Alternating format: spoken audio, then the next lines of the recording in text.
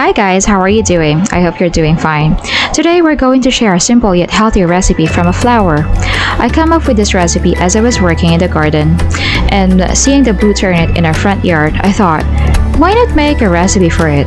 So, here's my own version of Dudol the blueternate or blue butterfly rice cake. FYI, blueternate is also known as blue butterfly pea. This plant has a lot of health benefits.